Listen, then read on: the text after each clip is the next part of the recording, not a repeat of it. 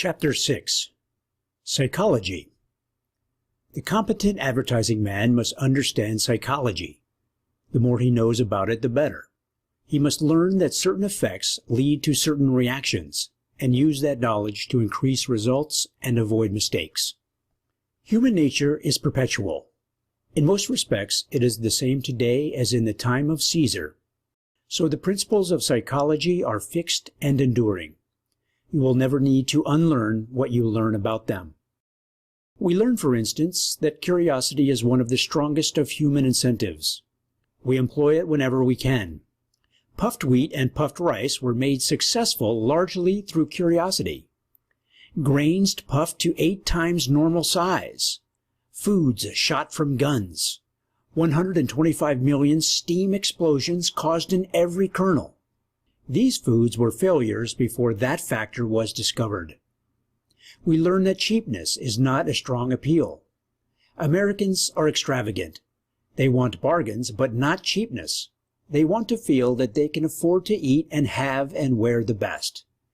Treat them as though they could not, and they resent your attitude. We learn that people judge largely by price. They are not experts. In the British National Gallery is a painting which is announced in the catalogue to have cost $750,000. Most people at first pass it by at a glance. Then later they get farther on in the catalogue and learn what the painting cost. They return then and surround it. A department store advertised at one Easter time a $1,000 hat, and the floor could not hold the women who came to see it. We often employ this factor in psychology. Perhaps we are advertising a valuable formula. To merely say that would not be impressive. So we state as a fact that we paid $100,000 for that formula. That statement, when tried, has won a wealth of respect. Many articles are sold under guarantee, so commonly sold that guarantees have ceased to be impressive. But one concern made a fortune by offering a dealer's signed warrant. The dealer to whom one paid his money agreed in writing to pay it back if asked. Instead of a faraway stranger, a neighbor gave the warrant. The results have led many to try that plan, and it has always proved effective. Many have advertised, "Try it for a week. If you don't like it, we'll return your money." Then someone conceived the idea of sending goods without any money down and saying, "Pay in a week if you like them." That proved many times as impressive. One great advertising man stated the difference in this way. 2 men came to me, each offering me a horse. Both made equal claims. They were good horses, kind and gentle. A child could drive them. One man said, "Try the horse for a week. If my claims are not true, come back for your money." The other man also said, "Try the horse for a week." But he added, "Come and pay me then." I naturally bought the second man's horse. Now countless things, cigars, typewriters, washing machines, books, etc., are sent out in this way on approval. And we find that people are honest. The losses are very small. An advertiser offered a set of books to businessmen. The advertising was unprofitable, so he consulted another expert. The ads were impressive. The offer seemed attractive.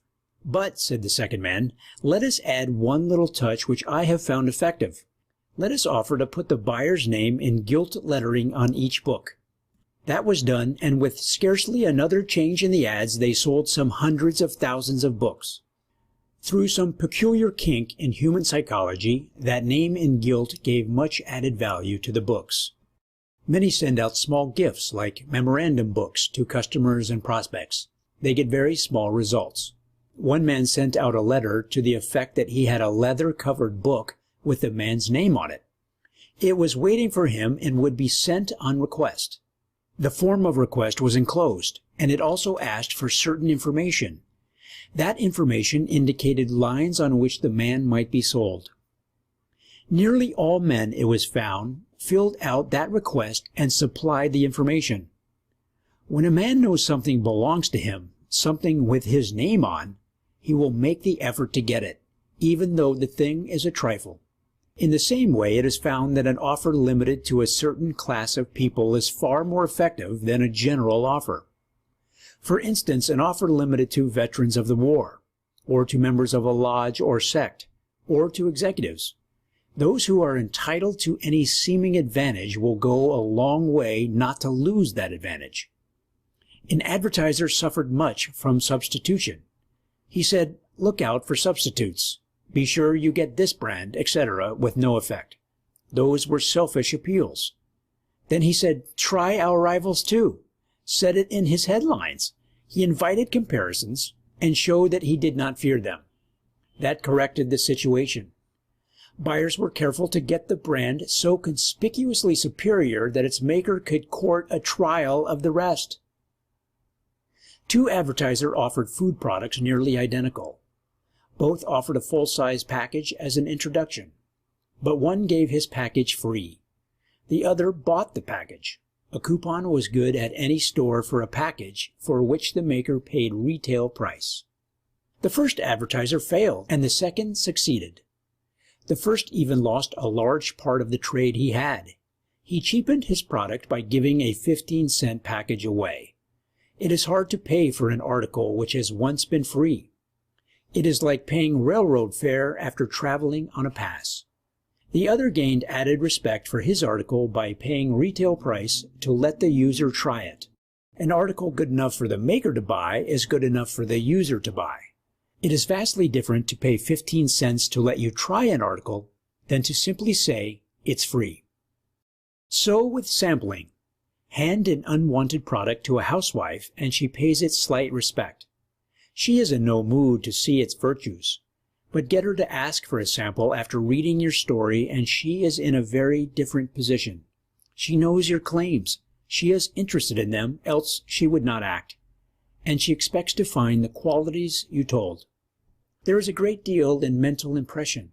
Submit 5 articles exactly alike and 5 people may each choose one of them.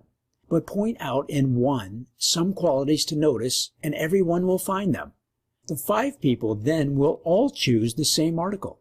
If people can be made sick or well by mental impressions, they can be made to favor a certain brand in that way. And that, on some lines, is the only way to win them. 2 concerns side by side sold women's clothing on installments. The appeal, of course, was to poor girls who desired to dress better. One treated them like poor girls and made the bare business offer. The other put a woman in charge, a motherly, dignified, capable woman. They did business in her name. They used her picture. She signed all ads and letters. She wrote to these girls like a friend. She knew herself what it meant to a girl not to be able to dress her best. She had long sought a chance to supply women good clothes and give them all season to pay. Now she was able to do so with the aid of the men behind her. There was no comparison in those 2 appeals. It was not long before this woman's long-established next-door rival had to quit. The backers of this business sold house furnishings on installments. Sending out catalogs promiscuously did not pay. Offering long-time credit often seems like a reflection.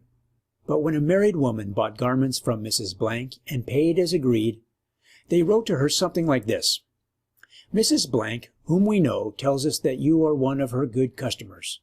She has dealt with you, she says, and you do just as you agree. So we have opened with you a credit account on our books, good at any time you wish.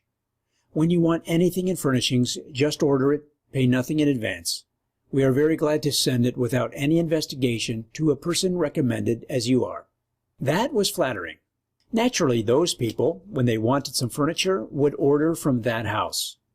There are endless phases to psychology. Some people know them by instinct. Many of them are taught by experience, but we learn most of them from others. When we see a winning method, we note it down for use when occasion offers. These things are very important. An identical offer made in a different way may bring multiplied returns. Somewhere in the mines of business experience, we must find the best method somehow.